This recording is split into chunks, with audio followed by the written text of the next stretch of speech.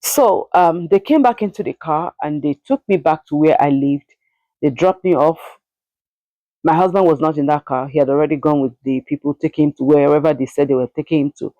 And I got back. I just went into the room and I was like, what just happened? And my husband's clothes were still in the closet. His things were still lying everywhere. He was able to take out some clothes without my knowledge, but most of the things were still there. So that kind of gave me a little bit of comfort. I said, okay, maybe he'll come back. But it was terrible. It was horrible. Um, a few days later, I realized that I have some of my suitcase in that house, in their house in Baltimore, because they invited me to come stay there. So I had my suitcase with my clothes inside. So I called them and I said I wanted to come pick up my suitcase, and they told me, no, you can't touch anything. You can't even come into this house. Our brother, they stopped calling him my husband. Our brother will bring your clothes to you whenever he visits. And I said, no, I need those clothes. I need them. I need to wash them. And they refused.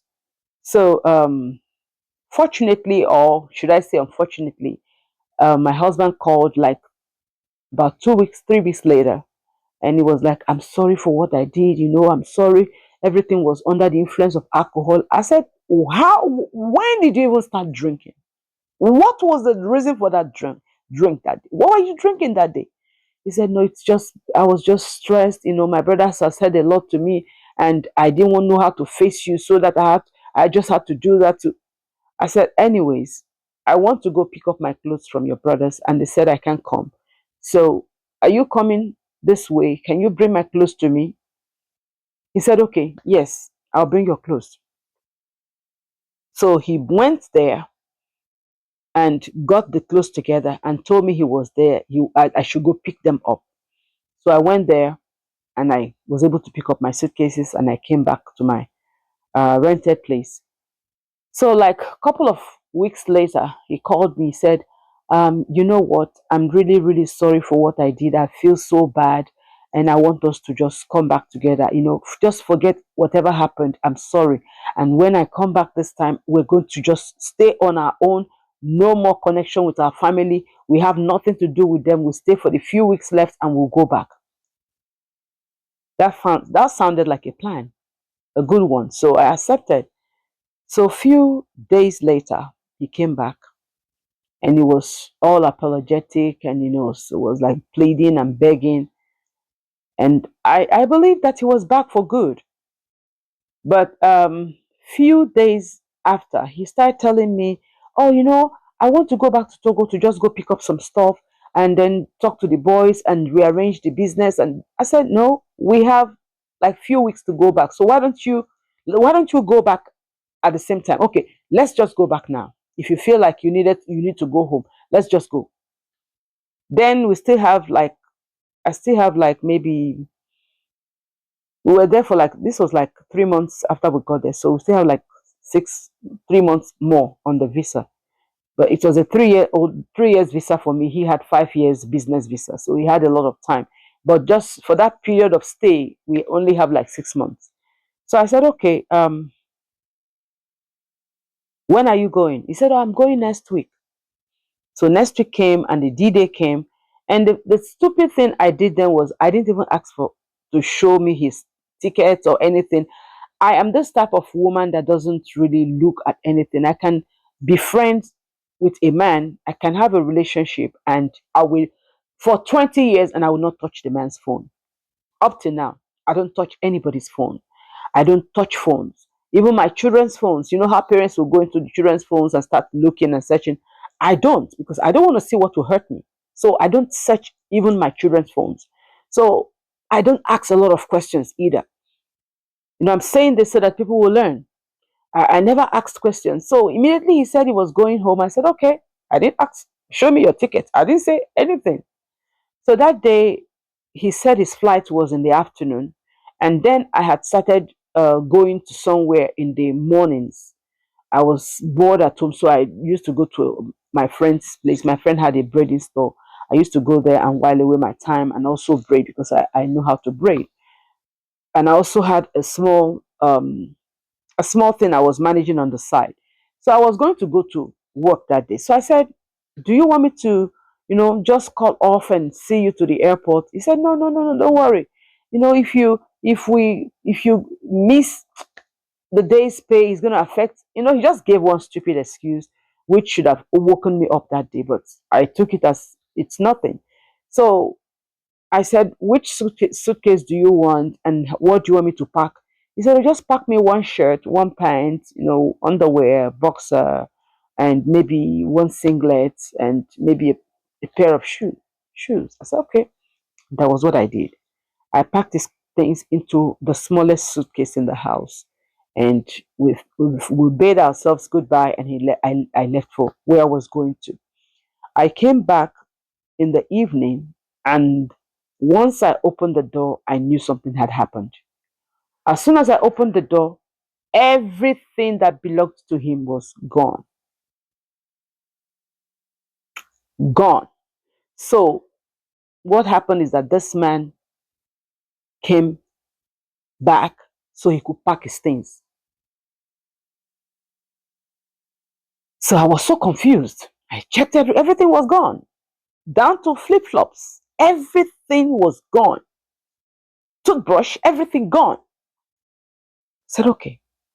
So, back then in 2002, making calls was not that easy. So you have to use a calling card and all that stuff. So I just waited for him to call me. So eventually, after a few days, he called me. And I said, what happened? Why did you pack all your stuff? He said, oh, I packed them because I felt like when I get to Togo, I'll just give them to people and come back. When I come back, I can buy more things before we come back, go back. And that sounded okay to me. Once again, ladies, men, learn. So it sounded okay to me. So I said, okay. And he stayed back for like a month, two, three, four, five. And I kept asking him. At a point during this time, I fell sick from that pregnancy. I fell very sick. And I was diagnosed, and I should say it's mixed diagnosis, but I was diagnosed then. The doctor told me I had cancer. So towards that time, I was waiting for him. I fell ill, so I had to go to the doctor. And with this announcement, I decided to extend my visa so that I can at least take care of myself here before I went back home. So he telling me that he was going to stay back was not a problem to me. So I told him about the problem I had, and he was like, everything is going to be okay. When I come back, we'll go back. Just make sure you take all your treatments so that everything will be fine. I said, okay. So I waited and waited. Towards the 7th month of my pregnancy, I became very, very sick again. And I went back to the doctor again. And it was the same thing. It was at that point they were telling me, um, ma'am, do you have any family here who can keep this baby for you? Because it seems that you're going to be going to the hospital for treatment after the baby is born. So start to make arrangements because we don't think you can take care of the baby with with the treatment and everything. So I went back to these people that I used to live with because by then I had left their house. That's the story for another day. I had moved up from that place, but I still kept in touch. So I called them and I said, this is what is going on. I need someone to help me. Can you help me? She said, oh, no, she can't. And I started asking everybody that I knew. I'm new in America. I mean, I was new, so I didn't know much people. It got to a point I started going to the African store. I would stand at the door and I would see random couple. My target then was elderly people. So I'll see elderly people and I'll go to them and I'll tell them my story. My husband is gone back and I'm sick. I'm going to be delivering this baby soon, and this is what the doctors are suggesting. I'm just looking for a Nigerian couple who can hold on to this baby. Excuse me. And the question everybody always asked was, where is your husband? And I told them he went home. He'll soon be back, but I don't know when he's going to be back. It's like I'm almost due. He's not here, so I'm trying to make plans in case I give birth before he comes back. Nobody was willing to help me. Um, One day I was braiding a lady's hair, and she said, "Oh, I have this flyer to share," because she knew I was a new person in America and I may need immigration, you know, um, immigration, um, whatever. So she said, "Oh, there's this flyer. This is a lawyer. He's an immigration lawyer. In case you have immigration problem, he's a very good person. Blah blah blah." And they gave me a flyer. When I looked at the flyer, it was a Nigerian man, um, and all the everything written about him seemed okay. I said, "Okay, let me just go and do the extension." So that was what took me to this Nigerian lawyer. And when I got there, I paid him. I used to say in my former story that it was 650, but I saw the check. Then those days when you pay somebody with check, the check will come back to you. So I saw the check a few weeks ago when I was cleaning up, and the check is, I think it was for 300, but I paid him 150. That was the check I saw, and then I couldn't find the second check, so I made two payments because I paid him 150 that day, and I told him I was going to balance up in 2 weeks, and it was okay with him. And after 2 weeks, I paid him. So after my extension came through, this man suddenly showed up in my house one evening around 7:30 p.m. Somebody knocked. I was renting this house from a Chinese man. We were like five tenants in there. I was the only woman, and most of the men go to work at night. So most of the evenings I'm alone in the house. So I heard the doorbell. I went to look at the door and I saw him standing. I couldn't recognize him because this was like after over 3 months of doing my extension. So I couldn't recognize who it was. And then he said, "Oh, you don't remember me?" He said, I said, "Oh, yes, I remember you now. How are you, sir?" And we exchanged pleasantries, and he came into the house. We talked, and I was like, "How did you even know here?" He said, "Oh, you forgot that I did your extension, so I know your address." And that was a red flag. I should have just cut this man off at that point, because how would you just visit someone without even calling the person that you're coming? But anyways, being me, I accepted it. I just let it go. And he spent few minutes, I think about 45 minutes or an hour. We had a long chat. We just talked about everything, and he left. That was the first visit. After that, we started talking on the phone. And when this pressure from my doctors became much, I decided to confide in him. And he was like, "Oh, I didn't even know you were pregnant," because then nobody would know I was pregnant. I was just, you would just think I'm just like that. I'm just big. So, "Oh, I didn't know." I say, "Yes, I'm pregnant, and I'm married, and this and this and this." So, "Oh, I didn't know. I didn't know." I say, "Yes. But this is the situation I'm in right now.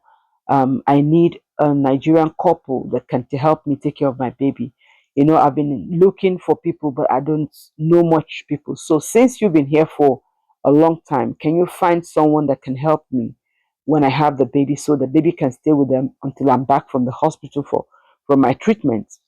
He said, "Okay, I'll think about. I'll look around for it." And some weeks later, he called me and he was like, "First of all, let me ask you about your husband. Do you have his passport number?" I said yes. And I gave him over the phone. And he called me back I think few days later. And he was like, "Your husband never traveled to Nigeria or Togo. Your husband is still here in the US." And he gave me the address of where my husband was staying. He gave me the telephone number. And I was asked, I said, "How did you know all this?" He said, "Because after you told me your story, I had to research, and this is what I found out." And I'm like, "Okay." So he said, "If you don't mind, maybe one of these days, if you can come to the office, we'll put a call through to him and let's see what he has to say." And I didn't know what this man was doing at this time. This man was trying to secure the bag. He was trying to make sure that my husband was really out of my life. He was trying to make sure that, he could, manipulate and, just get into me without my suspicion.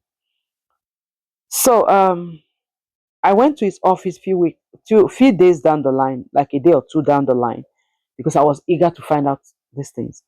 So we put a call through to my husband through the number he provided, and true to the fact, my husband picked up the phone. It was his voice, no doubt about that. And he said, "We're looking for so and so person. Is this so and so person?" And immediately he changed his voice. No, that's not him. That's not him. And that was when I chipped in. I said, is that not you? I said, is that the Togo you're supposed to be in? I said, what is really going on? Why are you still in America? And where are you? And he quickly turned off the phone. He hung up. We tried calling back. He never picked up again. You know why he didn't want to talk? Because his family already linked him up with a lady who was going to do his immigration stuff. So he didn't want any connection again with me whatsoever. He didn't want to talk to me or anything. So that's why he quickly turned off the phone, tried to disconnect from me.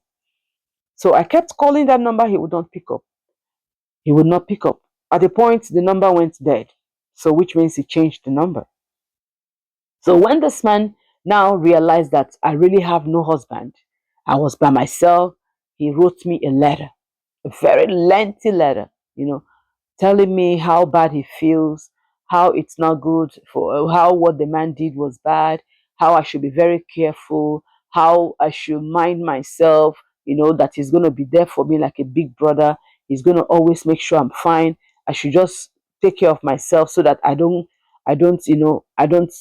get more sick. Very nice letter. And he signed your brother, your friend. I think he said your friend or your brother. And that letter was very consoling to me at that point. So a few days after that letter, he now called me and said, oh, by the way, I got my sister and she's ready to help you.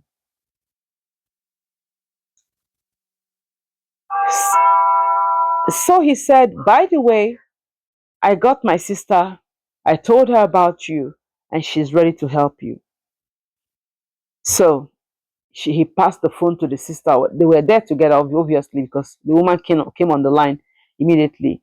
I was like, oh, how are you? How are you doing? God bless you. God bless you. God bless you. Oh, God, wonderful, wonderful. I was just shocked hearing about you. I'm so sorry for what you're going through. Listen, I'm going to be your sister. I'm going to be there for you. I will take care of the baby. Whenever you're back, I will give you back the baby. I just felt so sorry. So sorry that you're going through this. What else can suit a woman hurting? So her voice was so soothing that night. She sounded so good that I just fell in love with her. And this is how I started talking with this woman. Almost, not almost. We were talking every night. She would come back from work and call me. Oh, I just came back from work, and we'll talk for like 30 minutes, 45 minutes.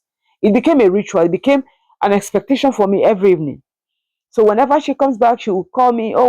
And each time she calls, this woman will pray and speak in tongues. I'm not talking about la la la la ba ba ba. I mean the chronic tongue speaking, the conk one. That's one that pastors will speak, and you will feel like they are talking to God.